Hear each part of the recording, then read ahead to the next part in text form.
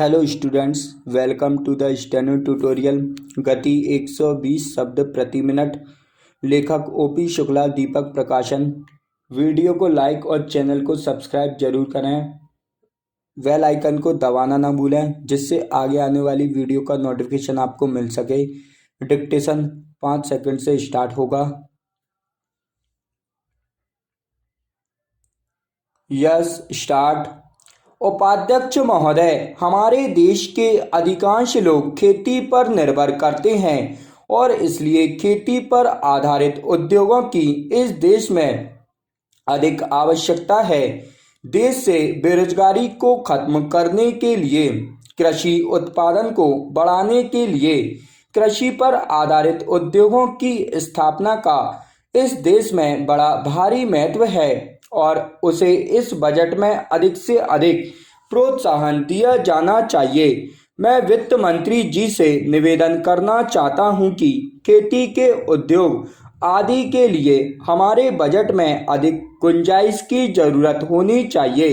इससे हमारे देश के बेरोजगारों और किसानों को काफ़ी लाभ होगा और हमारे कृषि उत्पादन में उन्नति होगी तथा इसके साथ ही साथ हमारे किसान भाइयों को भी रोजगार मिलेगा। वित्त मंत्री जी ने काफ़ी अच्छा बजट पेश किया है, लेकिन खेती के उद्योगों के लिए इसमें विशेष व्यवस्था करने और इसमें अधिक धन लगाने की अधिक आवश्यकता है। इस योजना में हमारी प्रधानमंत्री द्वारा जो 20 सूत्री कार्यक्रम इस देश में चालू किया गया है, उससे हमारे गरीब और पिछड़े वर्ग के लोगों का काफ़ी हित हो सकता है। मैं निवेदन करता हूं कि कमजोर वर्ग के लोगों के लिए पशुओं को खरीदने तथा आवास और दूसरी आवश्यकताओं के लिए धन की व्यवस्था की जाए।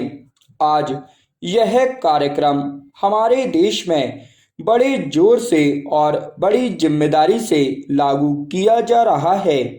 इसमें संदेह नहीं है कि उससे हमारे देश के गरीब लोगों को काफ़ी लाभ पहुंचेगा। हमारे देश में मध्य प्रदेश काफ़ी पिछड़ा हुआ है। मध्य प्रदेश में खनिज और वन देश में सबसे ज़्यादा हैं। हमारे मध्य प्रदेश में 20% खनिज उत्पादन है और 30% वन है। मैं वित्त मंत्री जी से निवेदन करना चाहता हूं कि हमारे प्रदेश में इस तरह के उद्योगों और कार्यों के लिए अधिक से अधिक धन की व्यवस्था की जाए। एक दृष्टि से मध्य प्रदेश सबसे आगे है, लेकिन फिर भी यह अन्य राज्यों में पिछड़ा हुआ है। यहाँ से 1000 टन कोयला प्रतिदिन देश भर में जाता है।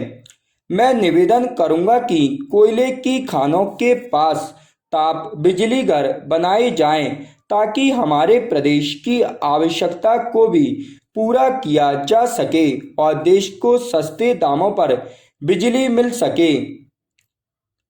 महोदय, सिंचाई के लिए भी हमारे प्रदेश को अधिक धन दिया जाना चाहिए।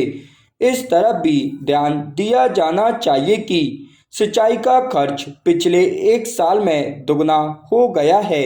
इसका कारण चाहे योजना बनाने में कमी हो या चाहे प्रशासनिक व्यवस्था में कमी हो, इसके कारणों का पता लगाकर हमारे आवश्यक उपाय किए जाने चाहिए। मैं निवेदन करना चाहता हूं कि वित्त मंत्री राज्यों के मंत्रियों से विचार विमर्श करके इस व्यवस्था में सुधार लाने की कोशिश करें।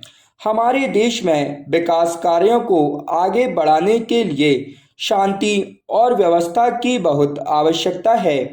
इससे देश की आत्मनिर्भरता बढ़ेगी। स्टॉप।